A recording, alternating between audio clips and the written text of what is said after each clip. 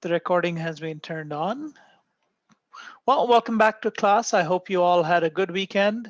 We had a little bit of a scare on our side yesterday. We just got an email from my son's school saying that they're shutting the school down due to a COVID outbreak. And so we all are in self-isolation.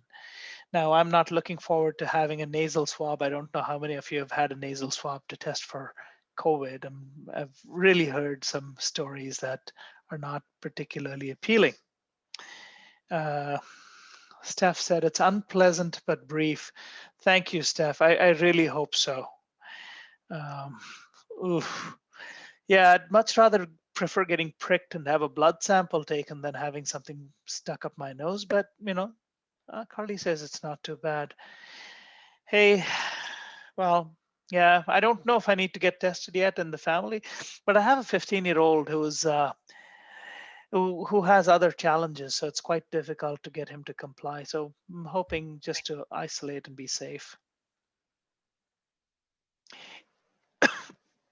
Anyway, getting back to ethics research, it does not feel like water going up your nose. Okay, thank you, Cassidy. That's good to know. And like, yeah, it takes a second. Okay. Thank you, Mamina. Yeah, no, this is thank you. I feel much better about it. It doesn't sound as horrible, so it might not be the worst experience in the world.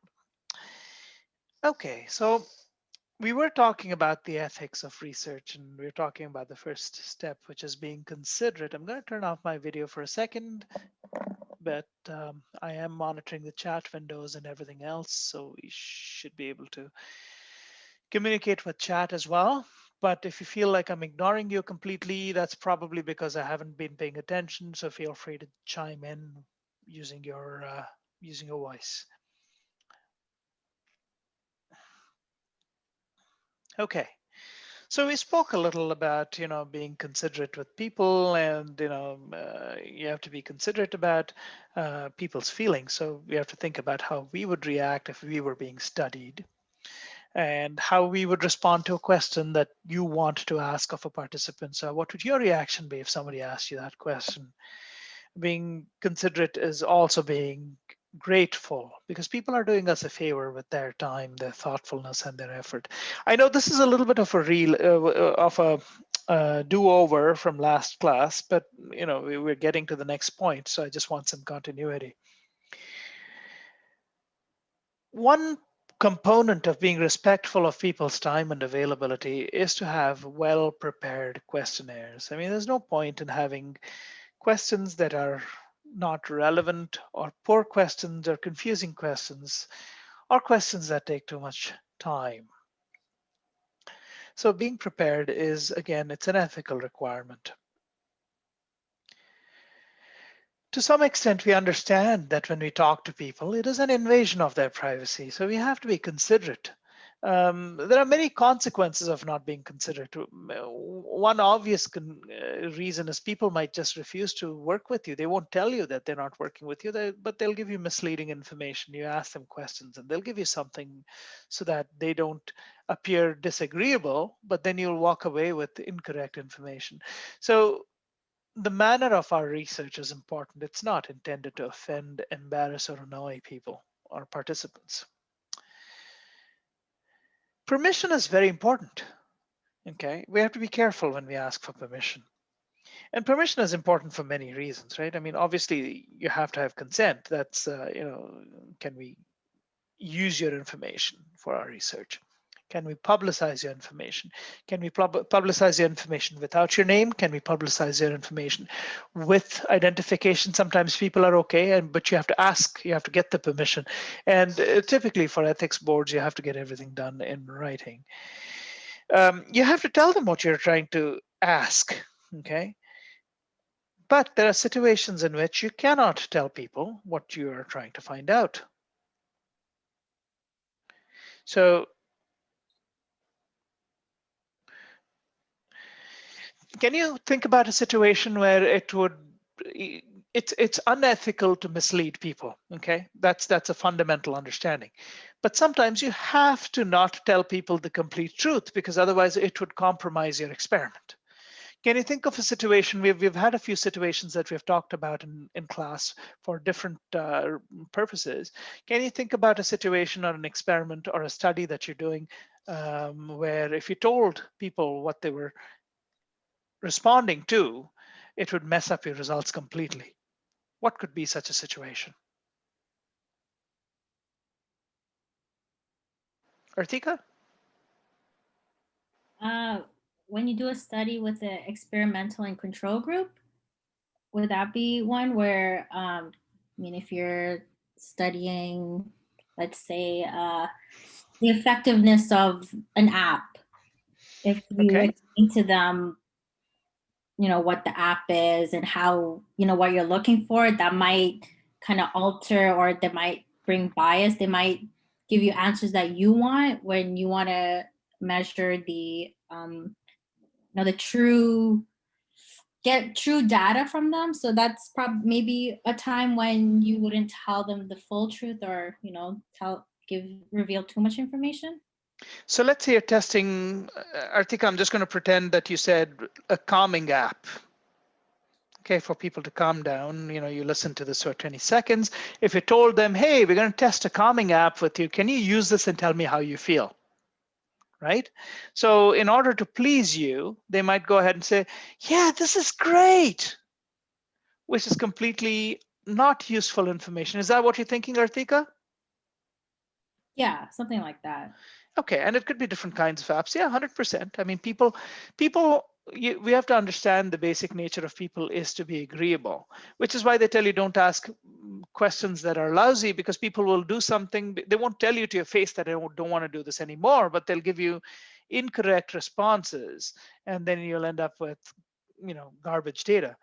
Another situation is an attitudinal survey. Suppose you handed a bunch of surveys to people and you said, well, a bunch of guys, and you said, listen, this is a sexism attitudinal survey. Could you go ahead and answer this? What do you think would happen?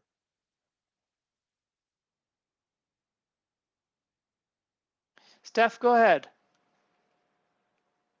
I'm just thinking that if they are sexist, they may want to try and conceal that, or they may think like of it as a joke, and they may pick deliberately sexist answers just to be provocative. Exactly. So in either situation, you'll get a mix of people, and there will be people who will be downright offended. They won't understand that it's just a study. They're going to think, oh, you think I'm a sexist, that's why I have to do this, right? So there are situations in which it's absolutely okay to not reveal what you're trying to find out. You can't always keep it concealed, so you have to reveal it to the participants. But it's so the ethics board will tell you that at some point you have to reveal to the people what you're doing. Now, it is perfectly all right if you're doing an attitudinal study. So for example, there's a question like, should Laurentian University be funded and bailed for by the province to be helped out? Okay, so it's an attitude, what people think about universities. Do they think it's a business? Do they think it's a public institution? How do they feel about it? It's an attitudinal survey. Now, if you told them what you're looking for, either in order to please or in order to not appear a certain way, people will go ahead and give you certain types of responses. And then that would mess up the result. You don't actually get a sense for how people feel and stuff like that. So an ethics board will typically look at your method of collecting data, and they will either say, well, there's no harm, particularly when there's no harm to the people because of concealing the data. An ethics board will not force you to reveal that information.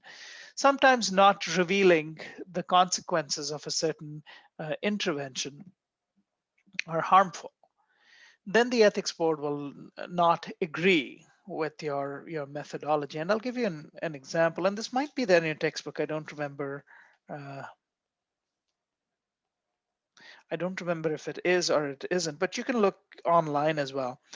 Now, in Tuskegee, Alabama, in the 60s, lots of American researchers, what they did is they were trying to do randomized, or they were studying randomized controlled trials for antibiotics against syphilis.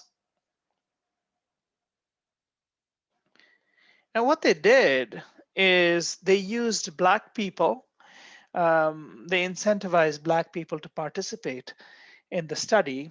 And what they didn't tell the people was that they told, so they misled all the participants saying you will all get treatment for syphilis. And syphilis has some horrible consequences, long-term consequences, such as infertility. It can lead to secondary complications, diseases of the heart, so on. So everyone was misled into believing, and it was a long course of having these antibiotics. So the control group who didn't get the antibiotics, their health was severely impacted because they didn't seek alternate therapies either. And when they were testing these new antibiotics, so the Tuskegee experiment, it's called the Tuskegee experiment, but it's really a horrible human rights violation. And how it was passed by an ethics board was unclear. So in this situation, the hiding of information was actually extremely damaging to the people who were participating. One of the important things when seeking consent is the consent form. So whenever you go in to do interact with people to get information for interviews or for questionnaires, you need to have a signed consent form. Now, the consent form should have the information of the researcher. Now, if they're an independent researcher, a professor like myself or like Dr. Mercer or somebody else, they don't really need to have, they need to have their information and a method to contact the Research and Ethics Board of the university. So they have to have two things: contact information for the researcher and contact for the REB. If it's a student, then the student will have to have their information, the information of the professor who's supervising them, and the REB. Okay, so a consent form is required whenever you work with people. So it has to have who to contact. So it'll have a phone number, it'll have obviously the name, it'll have an email. And this is so that people can contact. The reason you have to give this is people might feel, so someone might say, okay, listen, I want to participate in your research exercise where you're looking at people's attitudes towards immigration. Perhaps your research survey is addressing issues of racism, okay? And that's not specified because you don't want to reveal the answer. Midway to the project, midway through the survey or after finishing their survey, the participant feels, I'm not sure I want to put my name in there. So they have to have a way to contact somebody who's not the researcher or the student because they've actually told you that they want to participate. So they don't want to be disagreeable. So you have to give them an out. And so they have to be able to contact somebody else, a third party who oversees the research in an ethical fashion. They have to be able to contact the REB. So the REB information should always be there. So if you did a project from, say, Huntington University, the chair of the REB is Dr. Janice Goldie. So her name and her contact information would be on the research ethics form.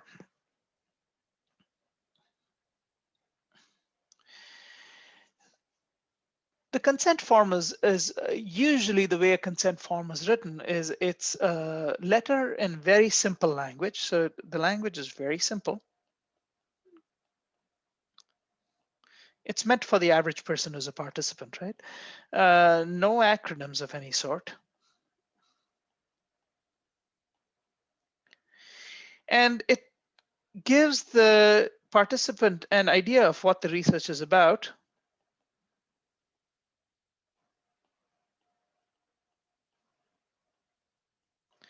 It tells them where their information will be stored.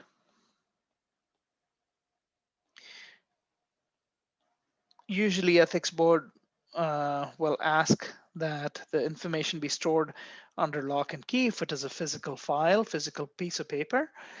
Otherwise, what they will insist is that the data be stored on a computer that's password protected and the file itself be encrypted or password protected as well, multiple layers of protection. So first of all, the data isn't accessed or leaked by anybody.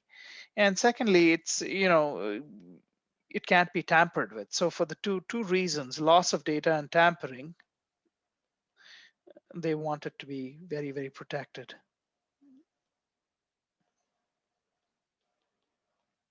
Okay. Um, and then the reason the consent form is important for the researcher is because when you start to write things in simple language, it gives the researcher a sense of clarity as to what they're asking of their participants. So it's very important for that reason too. And finally, a consent form, usually they do require a signature, and they have to tell the participants that the participants can withdraw consent at any time.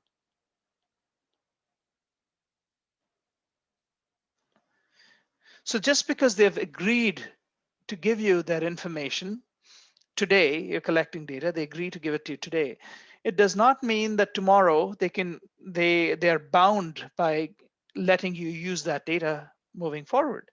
They can call up the REB anytime between now and before it's published. Once it's published, there's nothing anyone can do because it's already become public. But between when you collect the data and between when it gets published, they are able to contact, or they should be able to contact the Research Ethics Board and say, listen, I mean, I'm uncomfortable with my data coming out. Can I remove myself from the experiment? And that can be done. The other thing is the consent letter also tells them as to how the data will be presented. So is that data going to find its way into a thesis? And how can they access a thesis? Is the data going to find itself in a research paper? How can people access the research paper? And so on. So it has to have all of these different pieces of information. And we'll look at a consent letter. We have a standard template that we use. Most universities will have a template. They're all very similar. And it has all of these things.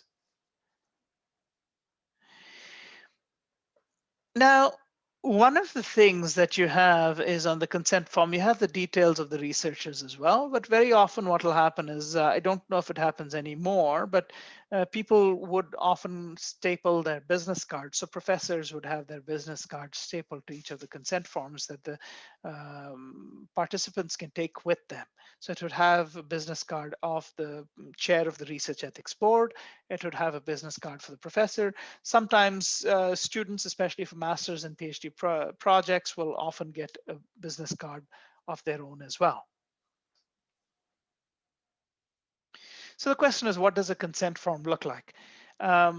So we have a consent form here, which we've used in the past at Huntington. So this is from a student in the past. So this is, we call it an information letter if you're not asking for consent.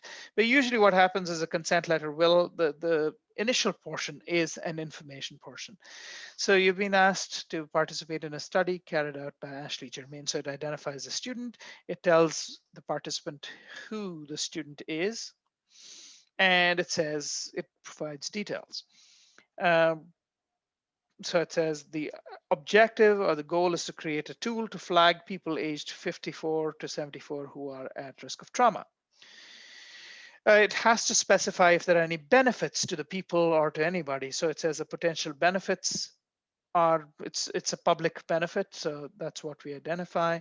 It has to also specify if there's any harm due to participating in the research. So in this case, there's no known inconvenience or harm to participants. And then in addition, what is done is we tell the participants, well, this is what we're doing to reduce the risk, in the sense that you're not required to answer any question, and for any time you can terminate the interview without consequence. Again, it tells them what the participation is about. So they're expected to participate in a 10-minute survey via telephone, and they will respond to 5 questions using a 5-point Likert scale or true and false responses. And it reminds them again that you have a right to withdraw from the survey at any time prior to publication, and you can decline to answer questions for any reason. It also tells them where the information will be stored. So in this case, it will be stored for 3 years in my office at Huntington, because these were paper forms that the student was filling out, following which they will be destroyed. And it tells them where the research results would be found, will be available at JW, which is our Huntington library. It was written up as a thesis, so that's why it is. So then there was contact information for me at this point. And by email. Now, the couple of things that are missing here is we don't have the REB contact. and we don't have the student's contact, the person who's actually administering. And these are absolutely essential. So this form is not complete. Okay. Now a participant would not know to ask these questions. But like if I sent this form, even before we go and do research, we have to get ethics approval. So if I sent this letter forward to the ethics board saying this is what I'm giving participants, they would flag it for these two things. They'll say, well, where's the contact for the REB and where's the student contact? Okay. It has to have that information. And of course, once that information is input, the person, whoever decides to participate, they go ahead and put their name,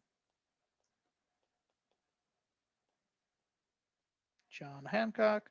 I've read the information, study on interprovincial transfers to Ontario. I've understood the purpose of the research and my questions have been satisfactorily answered. They go ahead and sign and they put a date.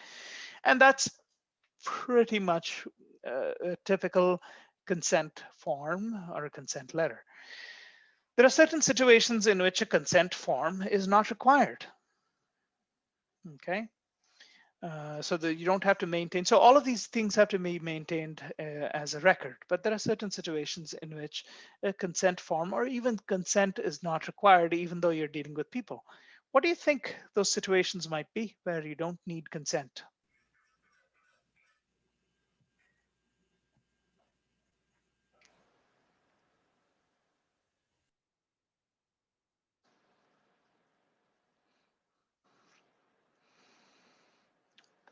Yep, go ahead, Steph.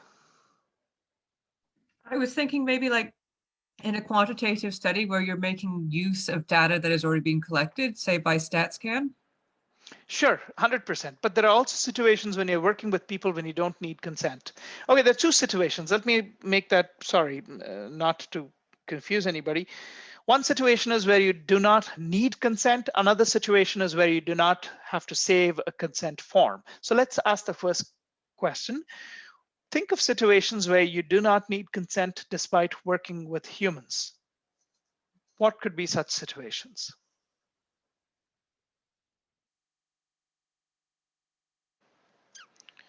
Momina says something less personal. That is correct. You're on the right track. You're warm. You're closer. Something less personal. Yeah, yeah. And what would that situation be?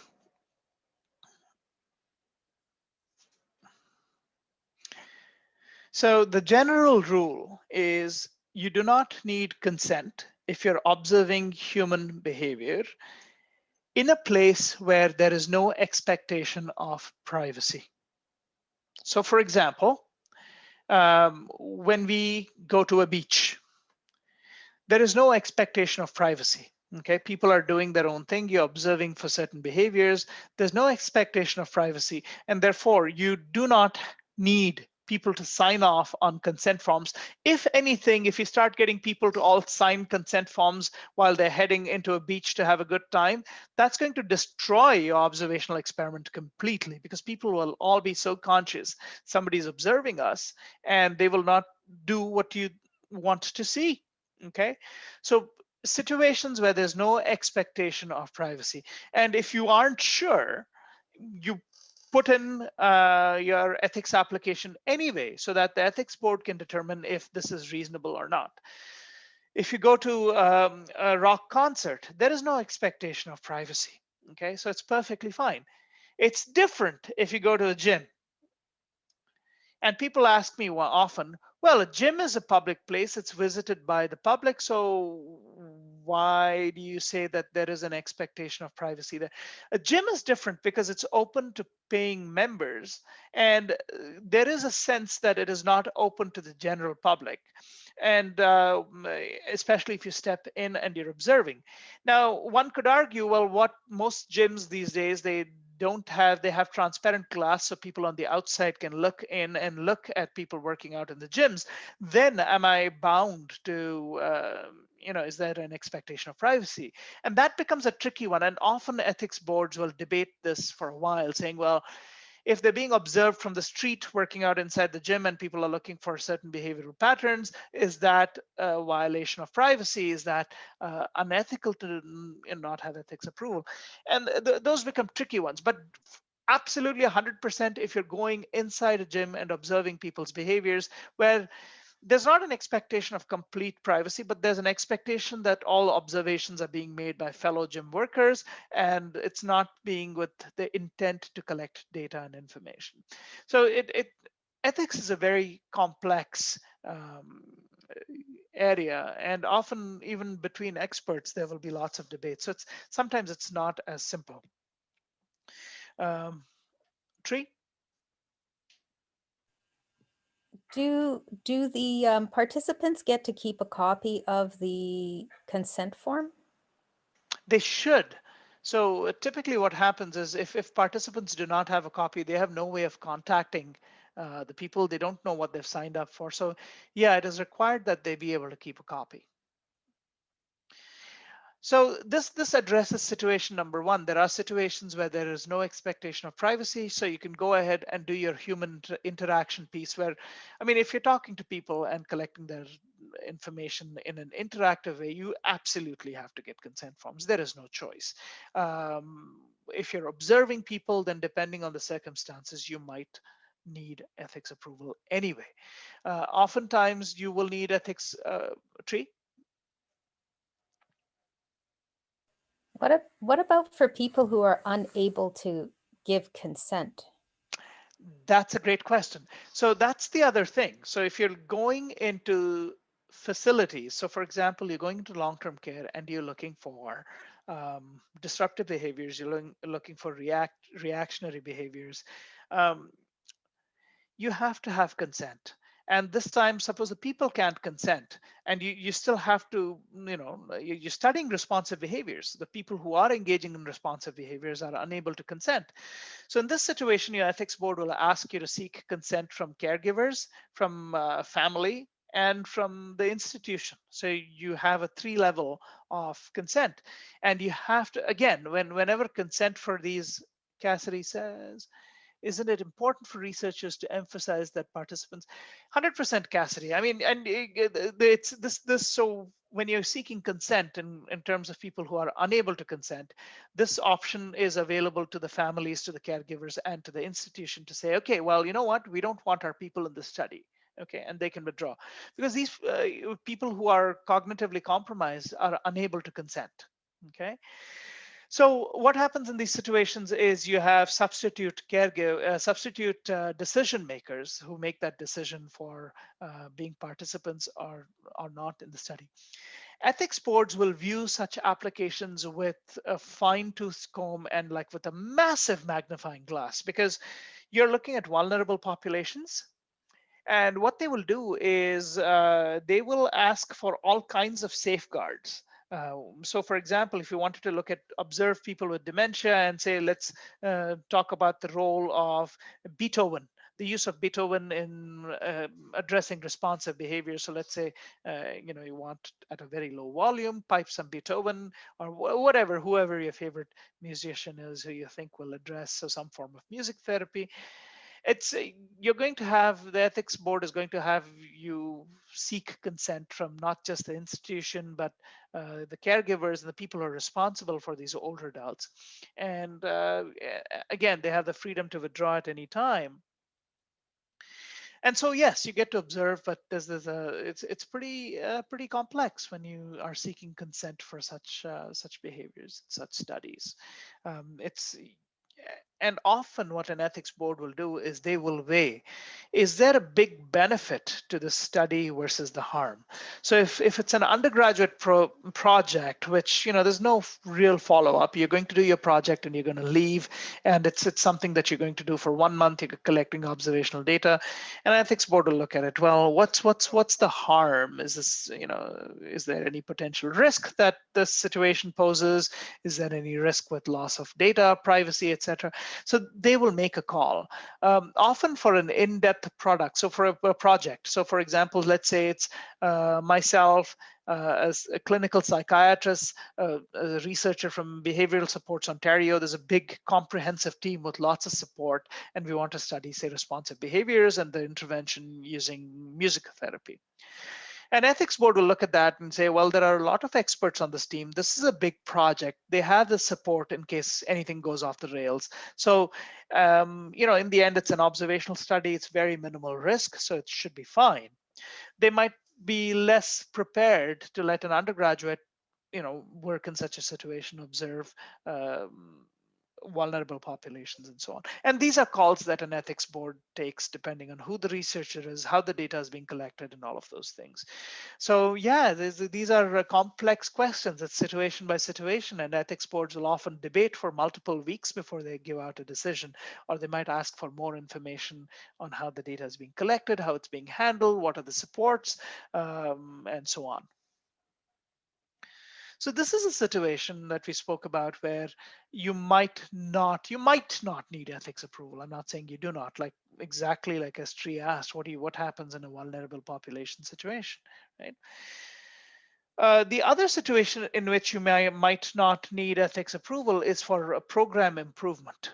So oftentimes there are programs being administered. Say you have rec therapy at a long-term care facility, and you're working with several older adults in different stages of dementia, and your long-term care facility director says, listen, this is we're doing A, B, and C, let's try E, F, and G. Okay, we're going to make this change and see if there's a reduction in responsive behaviors. Let's collect some data and let's do this.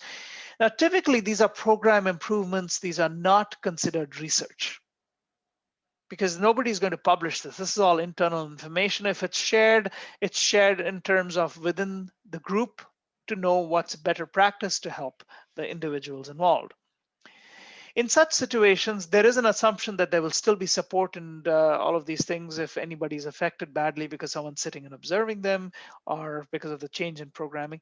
But really, it's not considered a research project. So in that situation, ethics approval. Yeah, Anastasia, go ahead. Wouldn't you still, if you're looking to see how something's improving, say, the program for the individuals in the home, wouldn't you still need their consent so that they know that you are implementing these new, say, programs or things into what they're doing, so that they know they're being studied, even though it's within the home and it's to tell the, say, the recreational person? It's done in a very informal manner, and the reason it's not considered unethical necessarily is because it's not being done and people are not being let loose. They're going to attempt a change. So for example, let's say hypothetically, residents are woken up at 5:30 in the morning. They're all lined up to go into the shower. Okay, it's unfortunate, but this is our long-term care situation. But let's say a director comes in and says, you know what, we have lots of responsive behaviors, people protesting to get into the shower because you just wake them up and kind of line them up, and so that you can all get breakfast done by A, B, and C time. So let's try something different. Let's make it so there are people who naturally are up early. Let's get them into the shower, and let's have different batches of time with people having breakfast later. I know it's going to be more labor intensive, but let's see what it does to responsive behaviors. Okay. So for something like this, yes, you are making a change, but it's not considered. They're not really going after collecting and publishing the data and making their own. There's nothing self-serving. Like research in the end, yes, it helps community and yes, it benefits society. But the reason ethics has come into research so much is a lot of scientists have been using this information to help themselves and build their careers, right? That is not a situation in a program improvement situation. And that's why ethics board, sorry, go ahead. What if it was something that, say, you were studying elderly individuals with, say, dementia and other barriers like hearing loss or sight loss, and you're wanting to find a way to improve activity involvement within the group? Because I know that's something with the placement that I'm currently in, we're trying to look at what sort of things are working well to include everyone, so that there's not like a barrier between the residents trying to participate. That's one thing we're trying to figure out. When do you still have to let them or their family know that there's kind of information is being collected? I know it's kind of. So one of the things that you have to understand is when long-term care or any of these facilities change programs, they use the principle of evidence-informed practice. Okay. What that means is anything that they're putting into place has already been vetted and studied. So it's coming through layers of application already. Okay, so it's a little bit different Okay.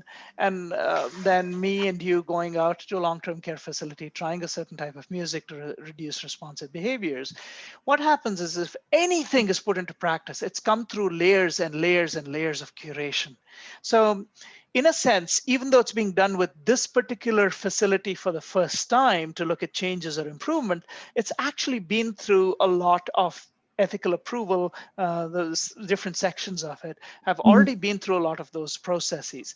So for that reason, these unless there's an intent to use this data to publish and qualify it as research, it doesn't tend to go through your ethics approval processes. Oh, okay. That makes more sense. And Thank you. it's still, yeah, no problem. Tree? I just wanted to give an example because we're in recreation and COVID has changed things a lot. So we're always on the fly reevaluating our programs. And one of the things we're trying to do now is residents have become used to staying in their rooms and for us to come to them with activities. And we're trying to get them to come into the dining room. So especially in the evening, because mostly they have nothing to do. So they go to sleep by 6:30, they eat dinner and they go to bed. So we're trying to get them used to coming out of their rooms in the evening and enjoying some small group activities. And so we're constantly trying new things just to see how the residents will react. Will they come out? We'll try it 2 or 3 times and see, is it working? What's not working? That kind of thing. So there is kind of this constant evaluation, reevaluation going on now, where it would be nice to have evidence base to rely on, but there's just nothing available. I agree. That's like a major challenge to even with the once more of the retirement community that we're working in. The biggest difference we found is where I am in London, they aren't allowing them to go to the dining room. So we're really trying to look at what sort of activities did they enjoy before that we can get them still involved in, even with the restrictions. I agree, it's really interesting and you really have to be on your toes. So part of the challenge is sometimes there isn't enough of a research base to use evidence for practice. Okay, so one of there are sometimes you have 10 15 years of data behind you to say, okay, well, these are the things that people have found. Look at the systematic review, it's gone through 2,000 papers and this is what they found works best for residents, so let's go ahead and do it.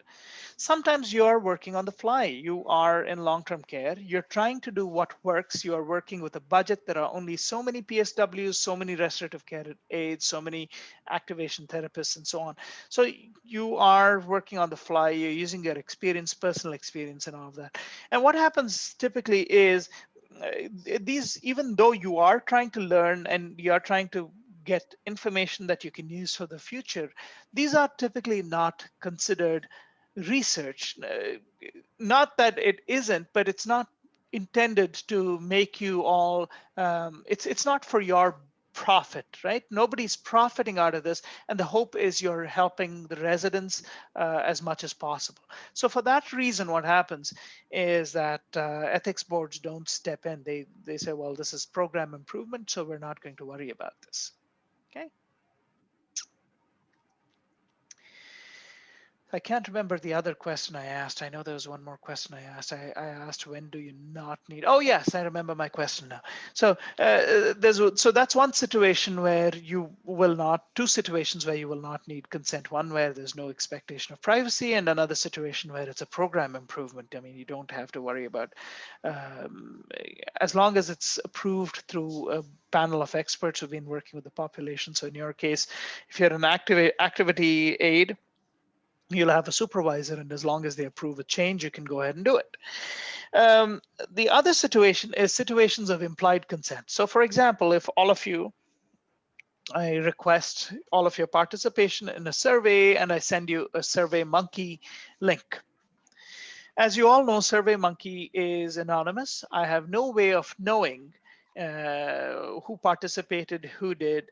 So if I do a survey of that sort and I use that for a study, I do not need to provide my research ethics board with evidence of consent, because all of you are free to go on to SurveyMonkey. And if you participate, it's called implied consent.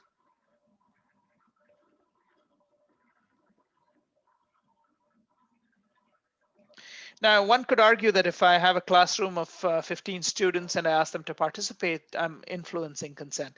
So let's make that broader. Let's say I send out a mass email, or I post something on You Mentioned Laurentian saying, I request students to participate. Please go ahead and click on this link, and I will be very grateful for your information or responding to the survey. In this situation, my REB will not ask me to provide proof of consent, because it's an open invitation. People are participating because they wish to, and it's called, they're implying consent when they participate. Of course, the disadvantage of this is because I don't even know who participated. If somebody wants to withdraw their data, there's absolutely no chance that it can happen, because I don't know whose data is there and who's not. Okay. So the formal ethical review process.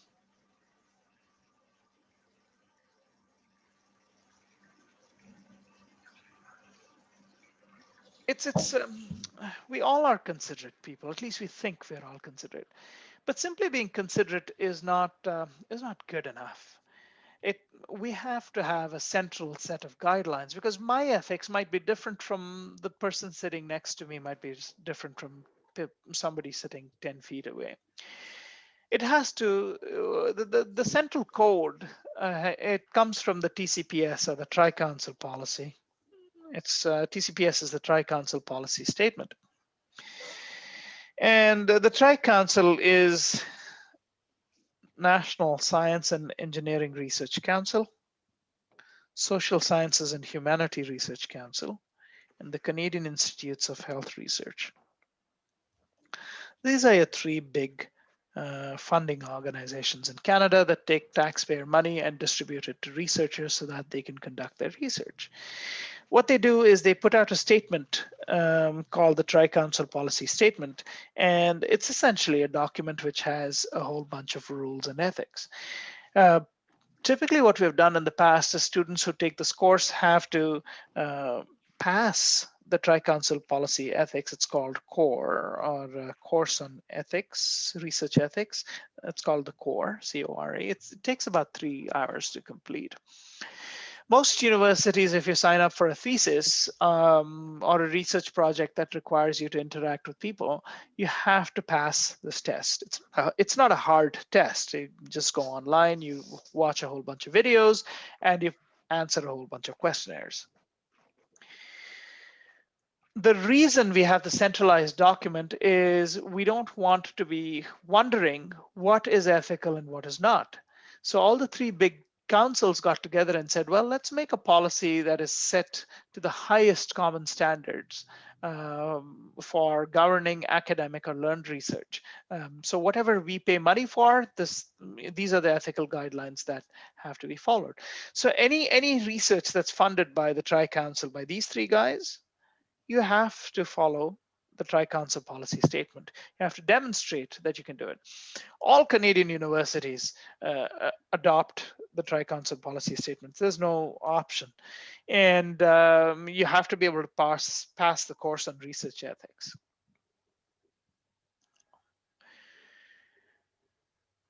Typically, once you pass this test, you have a pretty good idea. You understand when it's okay to deceive participants, when it's not, what kind of permissions you have to have, even when you're observing, where do you need permission, where do you not need permission, and so on.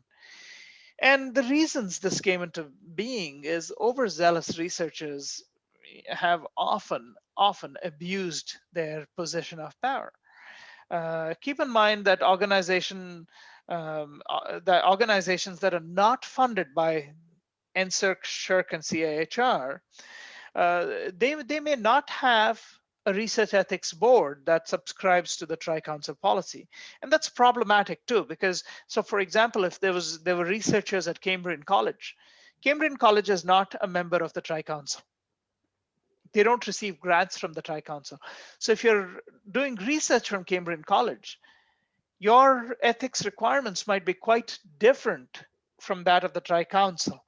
And that can be problematic because people can often end up doing unethical things. But here's the caveat. Colleges, even if they're not participants of the Tri-Council and they don't receive money from the Tri-Council, nobody likes getting sued. So they try as much as possible to have their policies appear similar or close to the Tri-Council. The same thing with long-term care homes. Long-term care homes allow or have a certain component that allows people to use their facilities for research. And they have their own ethics board. St. Joseph's has its own ethics board. They don't receive money from the Tri-Council, but if you look at their ethics guidelines, they're quite similar to the Tri-Council just because it's simple, it's uniform, it's all over the place. Okay. So, Canadian researchers have been horribly unethical in the past, like absolutely abusing their privilege over Aboriginal people, over people of color, over women, over students. There was a professor at Laurentian, and I will not mention him by name, but the professor used to often do research on his students. He had large classes. He would conduct research, and then he would publish papers. Completely unethical because most of the times he wouldn't take consent. Okay, and it's incredible that that procedure kept happening even as far into the mid to late 80s. Sorry, I have a chat here. I've taken that course online. Tree says she's taken the core. It was a requirement for one of my Gero courses. Yeah, 100%. And I would suggest that it's a good course to take, the ethics course. You learn a lot. Okay, so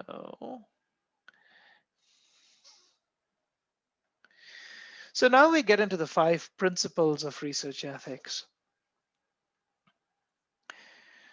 So there are several rights and freedoms that we all enjoy as Canadians. The Canadian Charter on Rights and Freedoms, one of the most important things is, if you've heard of FIPA, has everybody heard of FIPA?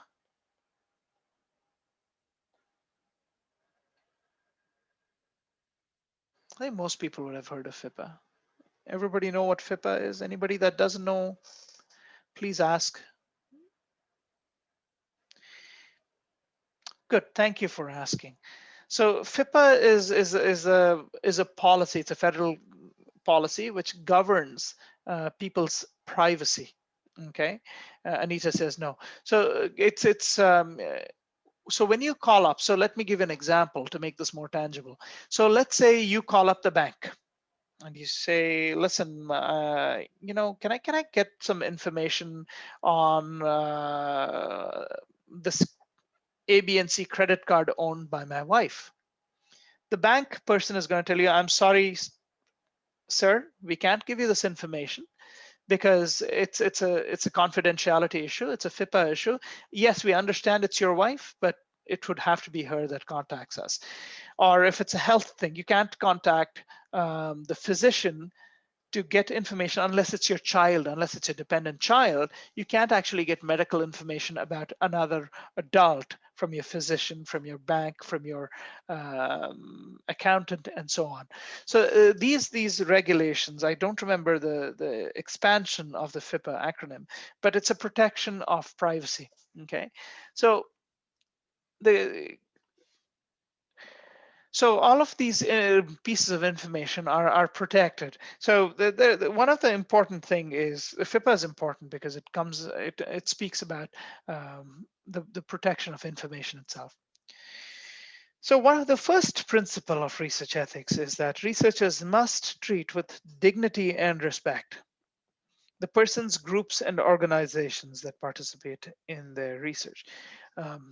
What does that mean?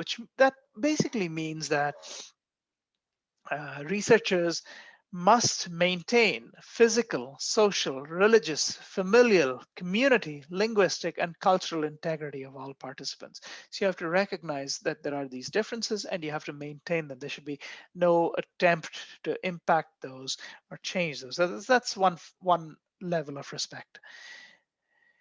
There has to be respect for free and informed consent. Participants must be fully informed. Okay, you have to tell them what the purpose is for the research. There are situations where you can't tell them, and again, that has to go through an ethics process. Is it okay to not tell them what you're trying to do? Because if you told them, they would change their behavior. So those are exceptions, but for the most part, you have to tell them. So for example, we are trying to find out what your education is and what your income is, so that we can correlate, we can figure out if there's a correlation between educational attainment and incomes. Okay, you have to mention that in your information letter. There should be no coercion. You can't beg people. Begging is considered coercion. I know begging is not force, but begging is still, oh my God, please do it. I'm going to fail my course if I can't get a participant. My professor is going to fail me. No, not acceptable. You can't coerce. You can't coerce by other ways. Hey, if you don't do this, you know what? I know where you live. Or I know what your car looks like. No, you can't. You can't threaten. You can't beg. And you have to remember that consent is an interesting term. It's an ongoing process. Consent is not one and done. It's ongoing. So you might consent to a study today at 12:21 p.m. and at 1:30 p.m. you might decide, you know what, I went through that study. I don't like how it went. I don't want to participate anymore. You have to be able to call and change your mind. Consent is ongoing and it can be withdrawn anytime. Consent is always ongoing in any situation. So that's something to always remember. So research ethics maintains that you have consent is continuous and that has to be respected. Respect for vulnerable people. So this goes back to what Tree asked, well, what about people who are not autonomous? If they're mentally disabled, if they're cognitively challenged, how do we respect them? How do we respect their dignity? Well, you have to have caregiver consent. You have to have institutional consent. You might have to have multiple levels of consent for such people. Okay. And then we get into privacy issues, which is why I brought up FIPPA. Of course, I could have brought it up later, but I just thought I'd say it before I forgot about it. Respect for privacy and confidentiality. So, people don't want their information being distributed. So there can be a loss of privacy. Often researchers will de-identify their information. So they'll collect all this information and they'll give it a code. They'll give it a number.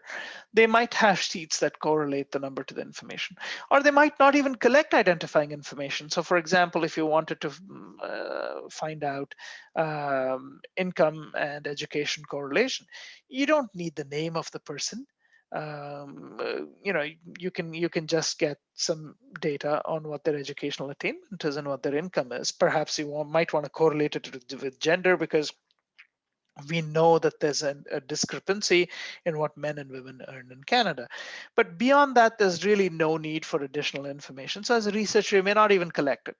Let's say hypothetically, you do collect it because you want to ensure that people who don't want their data out can withdraw it. Then you need that information someplace. So you have to be able to collect it. But when you present that data, it has to be de-identified. Sometimes it can be anonymous. So the online survey that you have from SurveyMonkey is completely anonymous. So it's not even an issue that somebody's information could get stolen.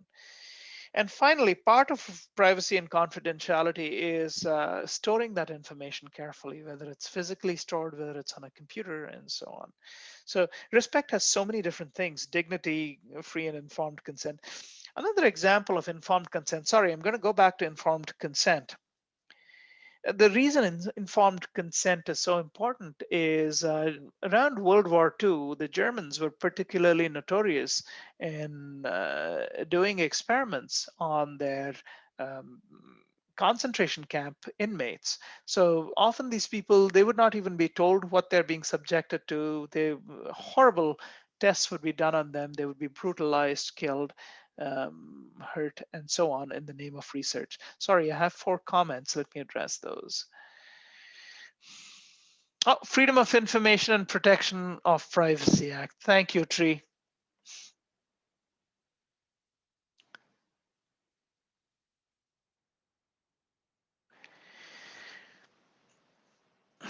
So one of the things is, and this respect is very important, respect for justice and inclusiveness. There is a history of people being excluded based on religion, based on race, based on ethnicity. If you look at most of the research in Canada, coming out of maybe until even the 80s, most of the research that was done on people had mostly white people. And if you look at it with a fine-tooth comb, it was mostly white males, okay, in different situations, whether it was to study poverty, whether it was to study A, B, and C, and the other thing. And the studies that were done exclusively on Aboriginal people, that took a different twist completely. So people, there has to be reason for exclusion. For example, if you're doing a quota kind of study and so on. But several of these studies were very general studies, so there's no reason for certain people to be excluded. So one of the ethical principles when we work with people is people should have a representative option or possibility of being chosen. You cannot unfairly include groups of people or burden a group of certain people when doing a research project unless there's a very strong ethical reason to do so.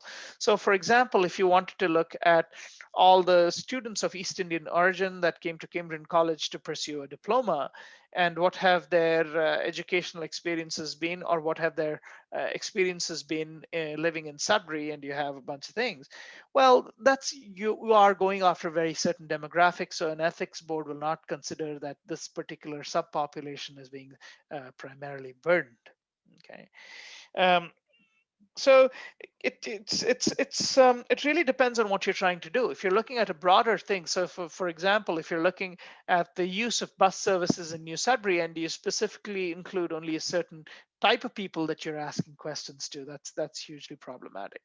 An example of absolutely unethical research based on exclusion is what pollsters do by holding, especially when it comes to elections where we know that the broader population participates.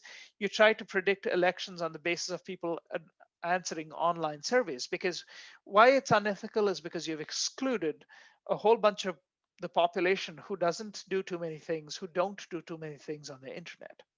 Okay, so that's disrespect for inclusiveness.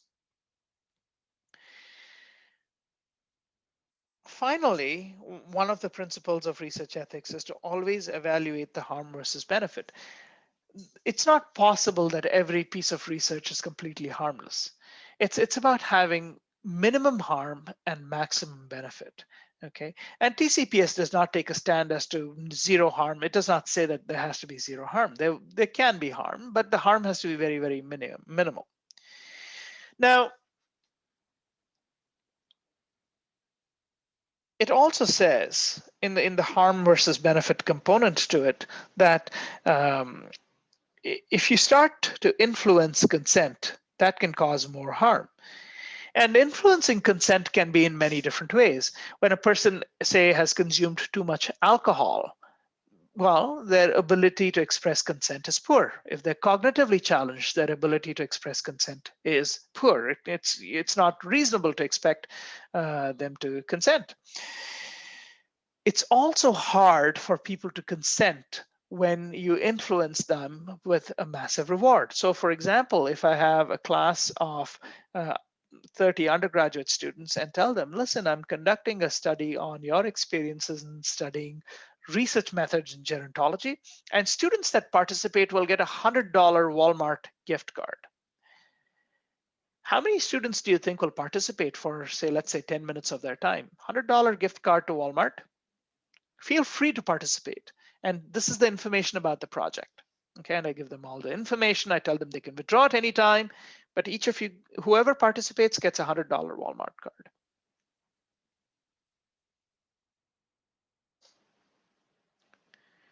What do you think?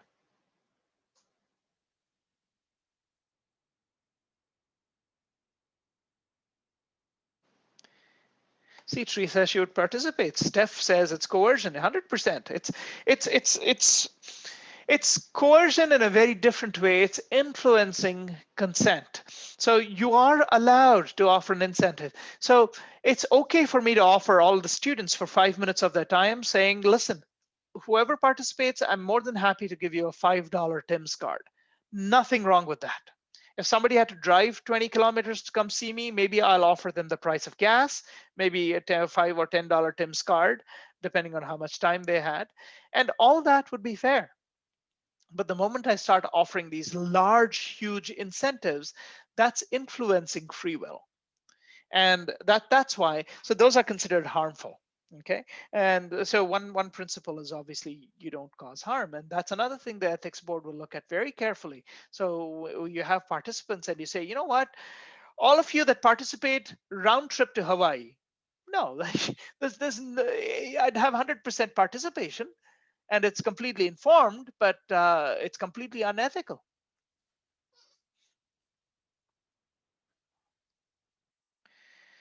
The second research ethics principle is that research must be based, absolutely, and this is very important, it must be based on the knowledge of the work of persons in the area. So when you're a student, you want to do a thesis project. It is completely unethical for a professor to take you up as a student and let you experiment or collect data or study an area in which they don't have expertise. Okay, so it has to be supervised by people who are qualified to do the work and who have necessary facilities to ensure the safety of participants. So let me give an example. First of all, it's completely unethical to rush into the field to collect data before doing a proper literature review. So you should never go to collect data before you've done a comprehensive literature review to understand what's been done, what's known, how the data is being collected, and what questions in the field. So the literature review is important to the research process, like we spoke about before, but it is also an ethical issue. And we get this all the time at Laurentian. So I sit on the ethics board at Huntington, and I occasionally review applications for Laurentian as well. And you find that researchers want to do A, B, and C, but they've not even read the literature properly. And this is experienced researchers sometimes don't do that, and it's problematic. So it's unethical because oops. At the very least, when you don't read enough, your research design is going to be poor. Okay, when you have poor research design, you're wasting people's time. Okay, that's respecting people's time is ethics principle number one. So you're not doing that. So that's unethical. Secondly, when you publish stuff, when you design a poor research project, you're going to publish false or misleading data. That is also unethical.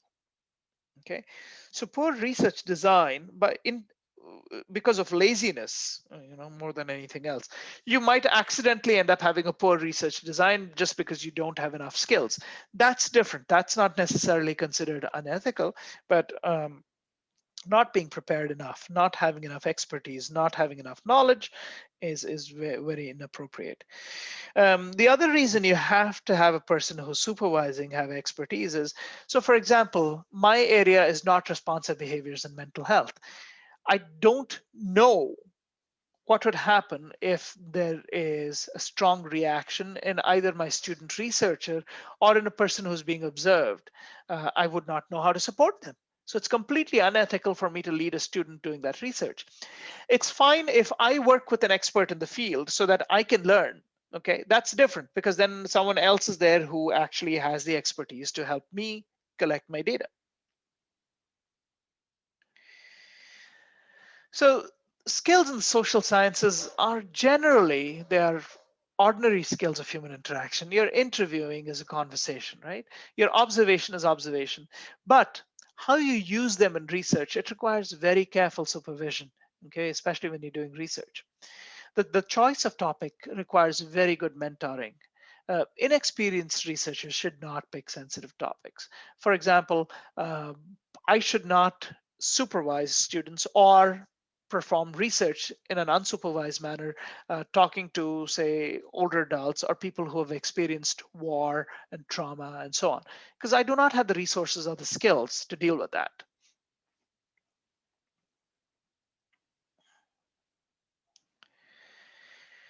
you might uncover problems in an interview. Let's say you are interviewing students in residence who are still living in residence despite COVID, and you're interviewing them as they're going through their academic year.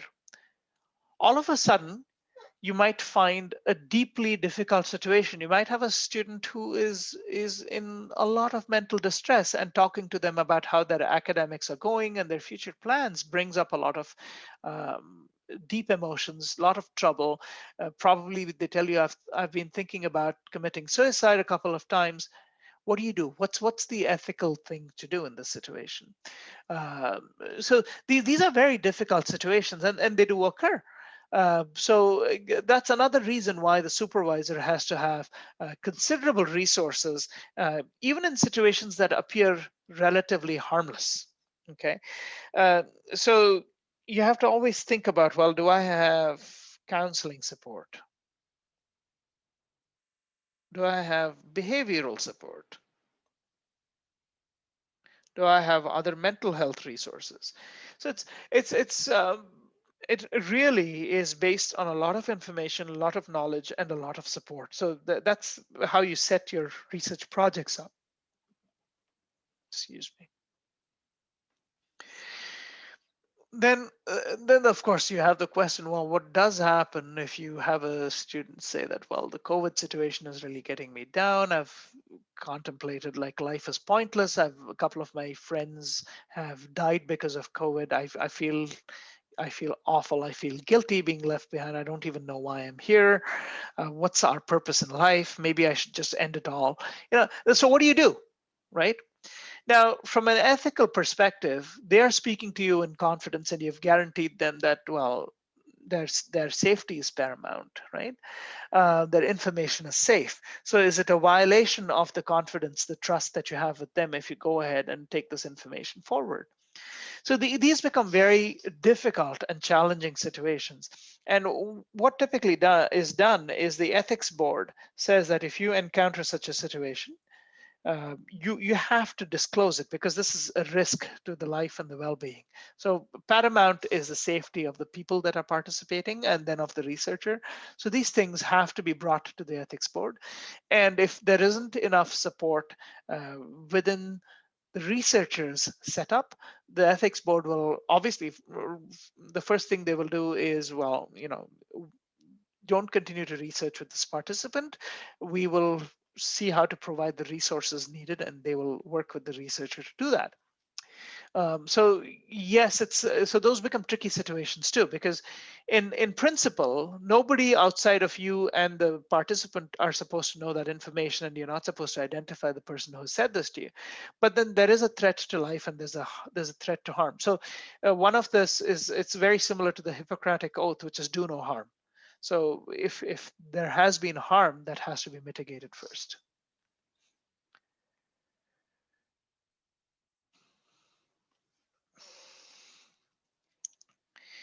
The third principle, and this overlaps with, I believe, one of the subset of the first principle, the potential benefits of a research project must substantially outweigh the potential harm to participants. Note how the language is very specific in saying there's an acknowledgement that all projects have the potential for harm, even the most harmless projects. Okay, these are things that a student researcher will discuss with their supervisor or their professor. The Research Ethics Board will often provide input on these issues as well. Ethics boards are often called in to weigh the promised benefits of a project, discuss its potential harm to participants, and ensure that there's relevant collection of data. I'm going to pause here for a minute. We have about 10 minutes left, so I'm going to stop the screen share, but let's have a little bit of a conversation. Not quite sure why I have Siri here. Here we go.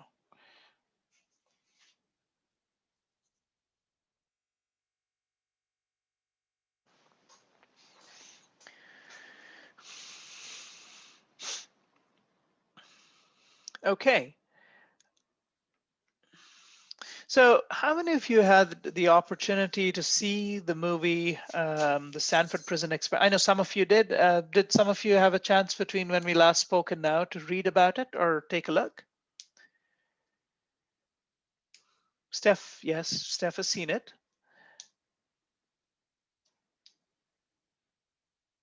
Anybody else?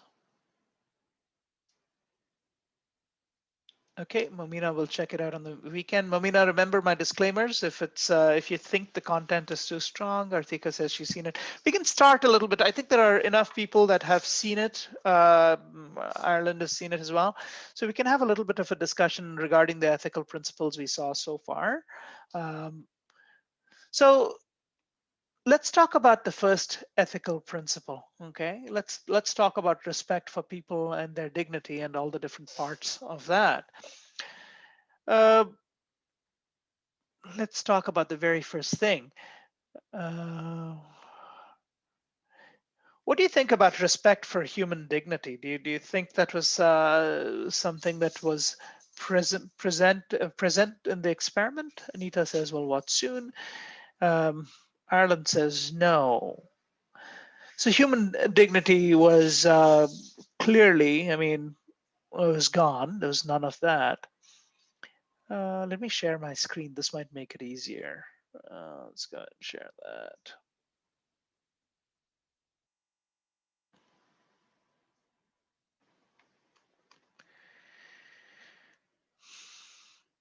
What about respect for free and informed consent?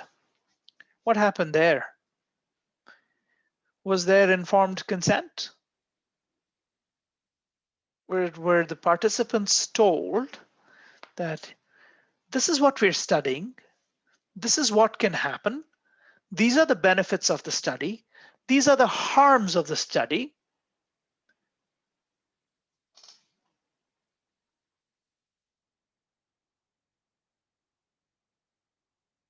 Why can't I see the chat? Sorry. I'm not able to see the chat at all. Oh, there we go. Definitely not, Steph says. Yeah. So, yeah, so it was a problem, right? I mean, there was no discussion, there was no respect for human dignity. You know, there was definitely nothing, no free and informed consent. Human dignity was the first thing to go. I mean, people didn't have proper clothes. For people who, you know, I know this is going to be a little bit of spilling the beans. I'm not going to talk about the entire film itself. But, you know, the people who were prisoners had to get rid of their clothes that, you know, form a semblance of dignity and had to adorn themselves with bags. The concept of vulnerable persons doesn't necessarily arise here. What about respect for privacy and confidentiality? Do you think information was sent out? I don't think that was an issue for this particular situation. Again, the justice and inclusiveness was probably not too much of an issue in this situation. They didn't try to exclude anybody. What about the harm versus benefit?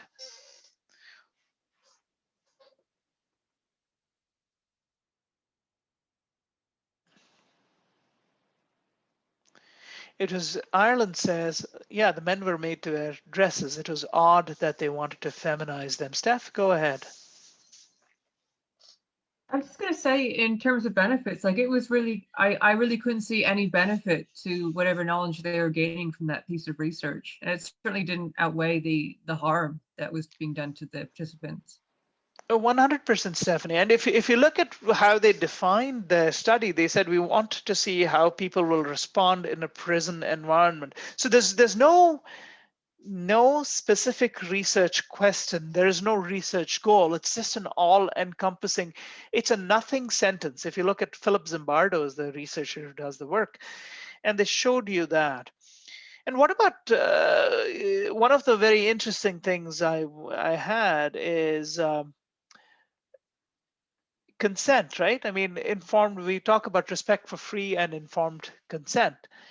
Do you think the people who participated were free to consent?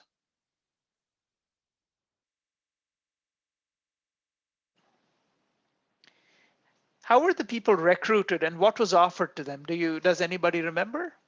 How were this, Steph? They were recruited for a newspaper ad and they were offered $75 a day, which was an awful lot of money at the time. Can you think about the $75 a day in the early 70s?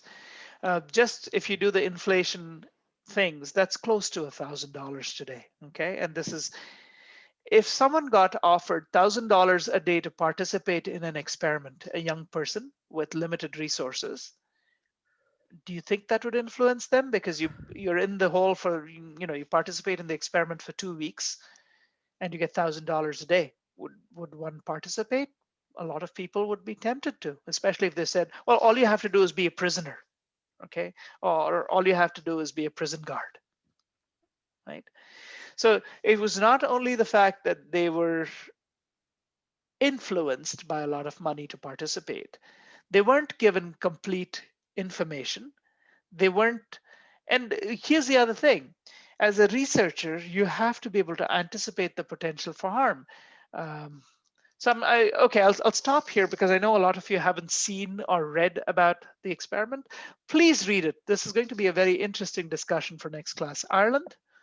I was just wondering if like the documentary, is it like accurate to what actually happened, or is it like kind of like sensationalized for like? No, it's not fictionalized. Okay.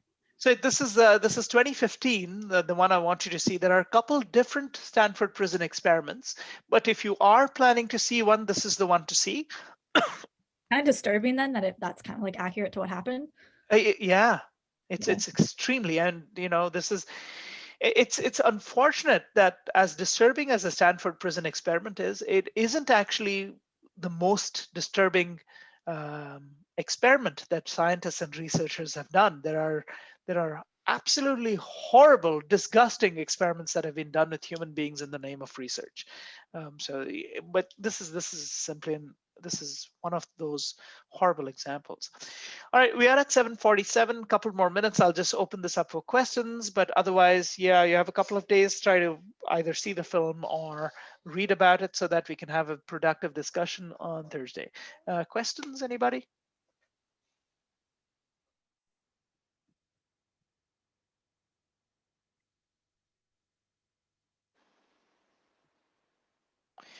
All right, well, seeing none, all of you, I will try on Wednesday, says Mamina. Yeah, go ahead. And and again, before seeing the film, if you want to read quickly about it so that you're not disturbed when you see the film, do that first. I don't want anybody having, anybody being hurt or damaged or anything of that sort as a result of the film. So please do yourself a favor, read about it first, think about it. Are you okay to see it? Then make a decision as a grown-up, and that's what I want. But I want you to have some information about what happened. That's why I'm still recommending, if you can, watch the film. Okay. All right. All right. Well, we will see everybody on Thursday. Take care. Bye-bye. Bye-bye. Thank you so much. Thanks. Bye-bye. Take care. Bye. Bye. Thank you. Bye.